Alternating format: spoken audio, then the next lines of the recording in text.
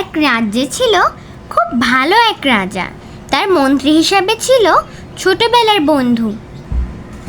এই বন্ধুর সাথে ছোটবেলা হতে বড় হয়েছেন তিনি।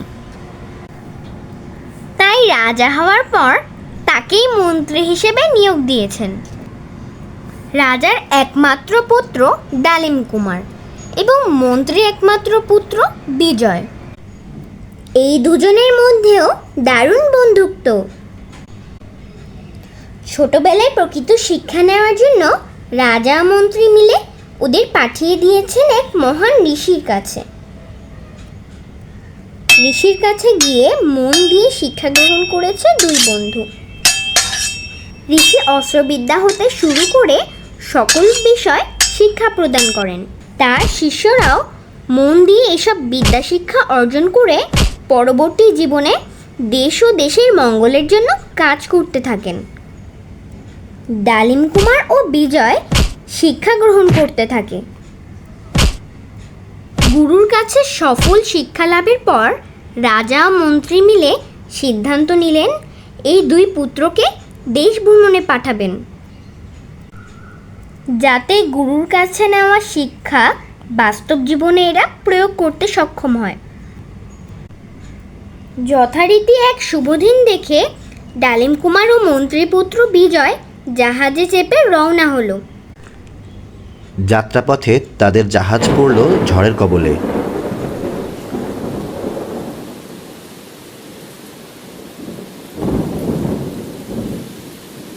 তারপর অনেক কষ্টে তারা পৌঁছালো এক জনমানব শূন্য দ্বীপে।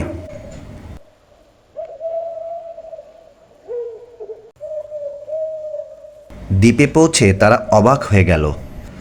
ছোট্ট একটা দ্বীপ, কিন্তু কোথাও কোনো মানুষ নেই। দুই বন্ধু পুরা দ্বীপ একবার ঘুরে আসলো, কিন্তু কোথাও কাউকে দেখতে পেল না। এমন সময় ডালিম কুমারের চোখে পড়ল সামনে এক টুকরা হাড় পড়ে রয়েছে।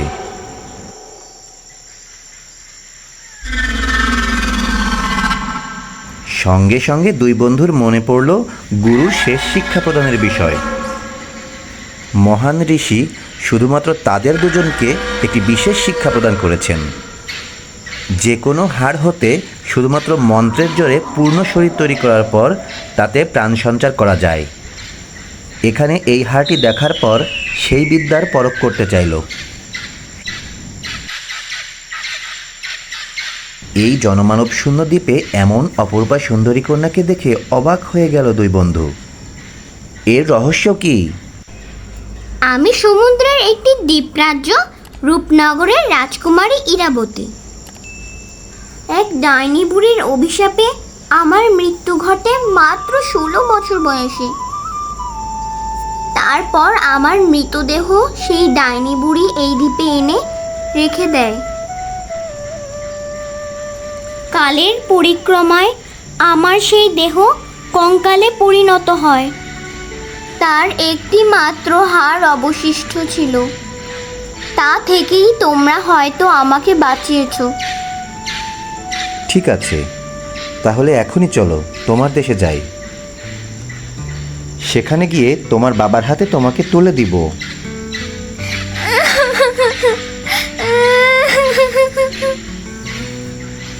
কিন্তু কেউ বিশ্বাস করবে না, কারণ তাদের কাছে তো আমি মৃত।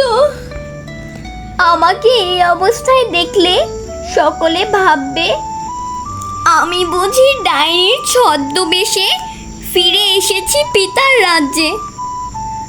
তার চাইতে বরং আমাকে এখানেই রেখে যাও। তা কি করে হয়? আমরা তোমাকে এখানে একা একা রেখে যেতে পারবো না। তার চেয়ে চলো তোমার রাজ্যে। আমরা প্রমাণ করে দিব তুমিই রাজকুমারী ইরাবতী। তখন তারা সবাই মিলে রওনা হলো ইরাবতীর রাজ্য রূপনগরের উদ্দেশ্যে। যথাসময় তারা পৌঁছে গেল রাজ দরবারে। রাজসভার সবাই অবাক হয়ে তাকিয়ে রইল তাদের দিকে। কারা এই বিদেশী? সরাসরি রাজার কাছে গিয়ে সব কথা খুলে বলল ডালিম কুমার। কিন্তু রাজা তা বিশ্বাস করতে চাইল না। রাজা মনে করলো ডাইনি বুড়ি আবার ফিরে এসেছে তাদের রাজ্যে নতুন করে ষড়যন্ত্র শুরু করার জন্য। এক সময় এই রাজ্য ডাইনি বুড়ি নিজের আয়ত্ত করে রেখেছিল। তখন তার কাছ থেকে রাজ্য ফিরিয়ে নেওয়ার জন্য এই রাজ্যের রাজকুমারীকে উৎসর্গ করতে হয়েছিল। ডাইনি বুড়ি তখন অভিশাপ দিয়েছিল, তবে তার বিনিময়ে 16 বছর বয়সে মারা যাবে দেশের একমাত্র রাজকুমারী ইরাবতী। সব কথা রাজার মনে পড়ে গেল, তাই রাজা বিশ্বাস করতে পারছিলেন না। রাজার বিশ্বাস অর্জনের জন্য হঠাৎ মন্ত্রীপুত্র বিজয় এক কাজ করে বসলো। একজনের কাছ থেকে ছুরি নিয়ে হঠাৎ নিজের গায়ে বসিয়ে দিল। রাজবৈদ্য ছুটে এলো, কিন্তু ততক্ষণে মারা গেছে বিদেশে এই যুবক। বন্ধুর এই অবস্থা দেখে রাজপুত্র ডালিম কুমার নিজেও অবাক হয়ে গেল। তার জন্য প্রাণ উৎসর্গ করেছে বিজয়।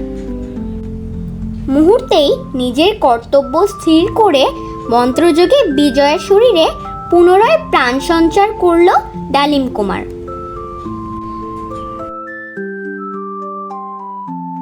একেই বলে বন্ধুত্ব।